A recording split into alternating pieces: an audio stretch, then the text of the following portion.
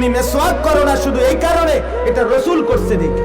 এটা যদি সিনেমার নর্তকীয় করত, টেলিভিশনের নায়ক যদি দেখাইতো, অ্যাডভার্টাইজের অসিব্য যদি দেখাইতো যে মেসওয়াক করলে ভালো হয়, তো তুমি সেটাই করতে।